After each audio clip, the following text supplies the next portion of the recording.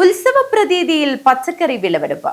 പുല്ലൂർ താളിക്കുണ്ട് ചെറിയ ഇടച്ചി ശ്രീ വയനാട്ടുകുലവൻ ദേവസ്ഥാനത്ത് മാർച്ച് 10, 11, 12 തീയതികളിൽ നടക്കുന്ന വയനാട്ടുകുലവൻ തേംകെട്ടിന്റെ ഭാഗമായുള്ള അന്നദാനത്തിനു വേണ്ടി മാതൃസമിതി പ്രവർത്തകരാണ് നടുവട്ടം വയലിൽ പച്ചക്കറി കൃഷി ഒരുക്കിയത്.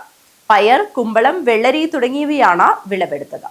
പുല്ലൂർ താളിക്കുണ്ട് ചെറിയ ഇടച്ചി ശ്രീ വയനാട്ടുകുലവൻ ദേവസ്ഥാനത്ത് മാർച്ച് 10, 11, 12 തീയതികളിൽ നടക്കുന്ന വയനാട്ടുകുലവൻ തേംകെട്ടിന്റെ ഭാഗമായുള്ള അന്നദാനത്തിലേക്ക് വേണ്ടി മാതൃസമിതി പ്രവർത്തകരാണ് നടുവട്ടം വയലിൽ പച്ചക്കറി കൃഷി ഒരുക്കിയത്. പയർ, കുമ്പളം, വെള്ളരി തുടങ്ങിയവയാണ് വിളവെടുത്തത്. മാതൃസമിതിയുടെ നേതൃത്വത്തിൽ 100ഓളം വരുന്ന സ്ത്രീകളുടെ ടീം തിരിച്ചുള്ള ചിട്ടയായ പ്രവർത്തനമാണ് 100 മേനി വിളവെടുപ്പിൽ എത്തിച്ചത്.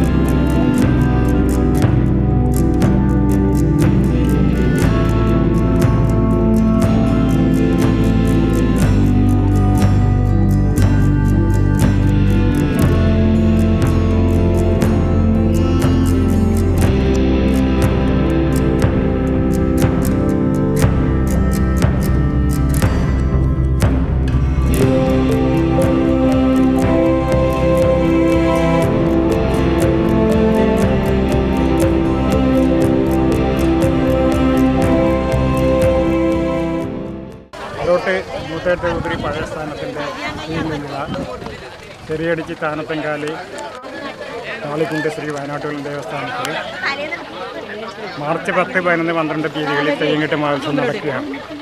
അപ്പോൾ ഈ മഹോത്സവത്തിൻ്റെ ഭക്ഷണം ഒരുക്കുക പ്രധാനപ്പെട്ട ഒരു ഇത് അന്നദാനം ഒരുക്കുക എന്നുള്ളതാണ്.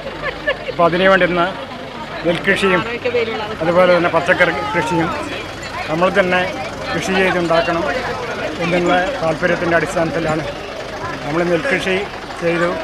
അതിൽ കൂവാളക്കുന്നതിന് വേണ്ടിയുള്ള നെൽകൃഷിയിൽ കൂടുതലായിട്ടുള്ള നെല്ല് നമുക്ക് കിട്ടിയിട്ടുണ്ട്.